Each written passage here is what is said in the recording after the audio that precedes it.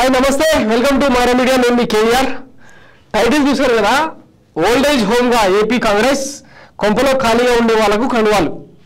నిన్నమోనదాకా అంటే విభజన ఆంధ్రప్రదేశ్ తర్వాత ఎక్కడున్నారో తెలియని ఈ అడ్రస్ లేని నేతలంతా ఇప్పుడు కాంగ్రెస్ వైపు చూస్తున్నట్టు తాజాగా కథనాలు వినిపిస్తున్నాయి వైఎస్ షర్మిల ఎప్పుడైతే పగ్గాలు చేపట్టిందో ఏపీ కాంగ్రెస్ పగ్గాలు చేపట్టిందో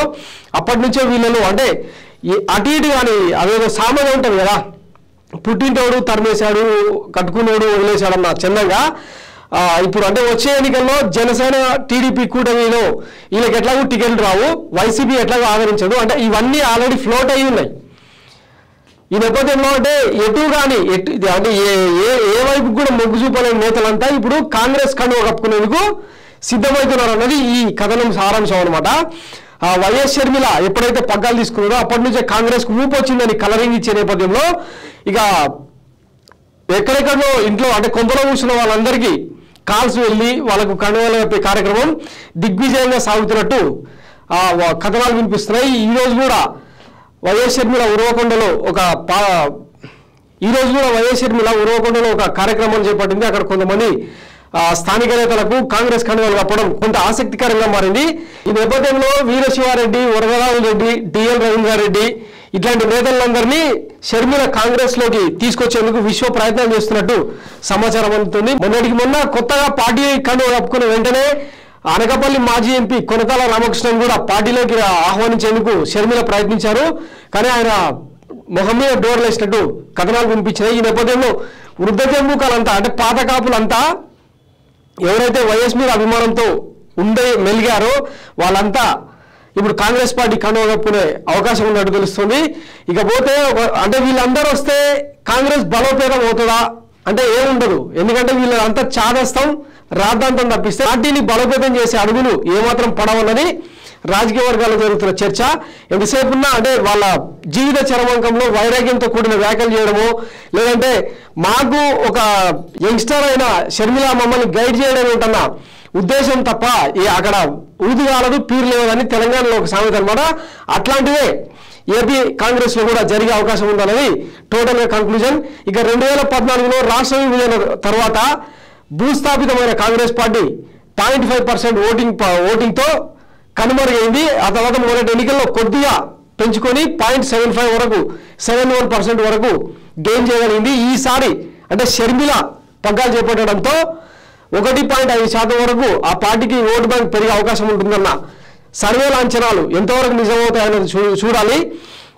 మొత్తం మీద వైఎస్ షర్మిల రాకతో ఆంధ్రప్రదేశ్ కాంగ్రెస్ కు పూర్వం సంగతేమో కానీ కొంతవరకు జవజీవాలు నింపుకునే అవకాశం అయితే స్పష్టంగా కనిపిస్తుంది ఇదంతా జగన్ కు మేలు జరిగే అవకాశం ఉందన్నది రాజకీయ విశ్లేషకులు కూడా వినిపిస్తున్నమాట దీనికి సంబంధించి మన పొలిటికల్ అనలిస్ట్ కేఎస్ ప్రసాద్ గారి మాటల్లో అంటే షర్మిల ఏదో గుడ్డేది చేలబడ్డట్టు ఇష్టానుసారం విమర్శలు చేసుకుంటూ పోతుంది జగన్ చేసిన సంక్షేమం కనిపించలేదా అని చెప్పి ఆధారాలతో సహా మైరా మీడియాకు ఇంటర్వ్యూ ఇచ్చారు ఒకసారి అది మీకు వినిపించే ప్రయత్నం చేస్తా మహారాష్ట్ర కర్ణాటక బోర్డర్ పోతుంది అసలు అమ్మకి తెలిసేస్తలు తెలియచేస్తలు కాంగ్రెస్ మాకు ఎవరికి తెలియనట్టు అమ్మాయి ఒకదానికి తెలిసినట్టు కొత్త కాలం చెప్తే ఎన్నో ఎవరు శ్రద్ధంగా లేవు మనం అమ్మాయి మీ ఆయన పడ్డాం మీ ఆయనకి మీద శ్రద్ధ ఆ వసూలు తమకేమో ఆయనకి ఆస్తి మీద ఉన్న శ్రద్ధకి మీ ఇద్దరు పరిపోషణ వాళ్ళు తెలిసి ఇచ్చినాయి దాంట్లో మీకు వాళ్ళ రాజకీయ ఆవిష్కరణ అంటే ఆ దానికి తిరుగుతున్న కాంగ్రెస్ వాళ్ళకి ఎవరెవరు తరచు వెళ్ళిపోతే మీకు ఆవేశ ఎక్కువ కాబట్టి మీ ఆవేశంతో రాజశేఖర రెడ్డి గారి పేరు చెప్పుకుని చెడుగా చెప్పుకుంటారనుకున్న రాజస్థాయి లేదా కాంగ్రెస్ వాళ్ళు దాని దగ్గర మీరు కూడా మీ శరీరంలో సహాయ సహకారాలు అందిస్తూ ఒక విధంగా చెప్పాలంటే మీ జగన్మోహన్ గారు నీటి పాల్పోసిన నది పట్టిన రియాక్షన్ రాదు హ్యాపీగా పొందాల్సిన కార్యక్రమాన్ని ఏర్పాటు చేశారు తనకు మర్చిపోయిన మా ఆర్థిక రక్షణ గారు జాయిన్ అయినారు ధన్యవాదాలు ఇంకా అక్కడ మొదటిలో కదా చీఫ్ జీపీ వ్యాఖ్యలని తరకాలు మూతులు పట్టుకుని నిలబడతారు మూడు కంటే అంత సీఎస్ కంటే అంత సీస్తారు మా బంగారు కన్నా తర్వాత చెప్పుకుంటారు రాజ్యాంగంలో చూడడానికి నేను ఇద్దరే పోతారు తీసుకొచ్చి దాంతో కాంగ్రెస్ జిల్లాలు వచ్చి వాళ్ళకి వచ్చి వచ్చిన భారత్ వచ్చాను ఆ బీజేపీ అక్కడ చర్చ కూడా ఉంది దాని మీద 10 రూపాయలు ఎక్కువ సంపాదించి మీరు అప్పప్ప మేము కూడా ఇంటర్ పోతున్నాము మేము కూడా తప్ప దీనికి పనికిరాదు మహా అయితే మేము రెచ్చగొట్టి ఈ భౌగోళిక సేవలు ఈ మేము తీసుకెళ్ళ కారణంగా కనబడతారు ఇదనమాట మొత్తానికి ఆ భోగాని ఛానల్ షర్మిలను కొంచెం అంటే కామెడీ పీస్గా చూడడం తప్పిస్తే ఈ టోటల్ ఆంధ్రప్రదేశ్ రాజకీయాల్లో రాబోయే ఎన్నికల్లో షర్మిలమ్మ చూపించే ప్రభావం ఏమాత్రం లేదన్నది ఈ పొలిటికల్ అనలిస్టులు చెప్పే మాట అన్నమాట. ఇది వృద్ధ జంబు కాలనీ కాంగ్రెస్ పార్టీ చేర్చుకొని జబ్బలు జరుచుకునే కార్యక్రమం అన్నట్టు. సో దీనివల్ల ఊదుగాలు లేదు, పీర్లు వేసేయలేదు. ఆంధ్రప్రదేశ్ ప్రజలు ఆల్రెడీ డిసైడ్ అయ్యారు ఎటువైపు ఓటేయాలని. ఇవన్నీ అంటే నిన్న జగన్మోహన్ రెడ్డి ఒక కామెంట్ కూడా చేశారు కదా, చంద్రబాబు నాయుడు బినామీలో ఎట్లయితే మెయింటైన్ చేస్తాడో పక్క రాష్ట్రాల నుంచి ఇప్పుడు స్టార్ క్యాంపెయిన్ తెచ్చి దింపి బురదయ్యే కార్యక్రమం చేస్తున్నాడు తప్ప ఇదంతా వేరే ఏం లేదు. నా ప్రభుత్వంలో సంక్షేమ ఫలాలు అందుకున్న ప్రజలు మహిళలే నా స్టార్ క్యాంపెయినర్లు అని చెప్పి ఆయన అవుట్ రైట్గా చెప్పడం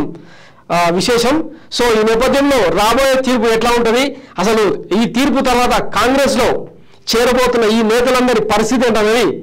చూద్దాం. Thanks for watching Myra media. నేను మీ KVR signing off. Thank you.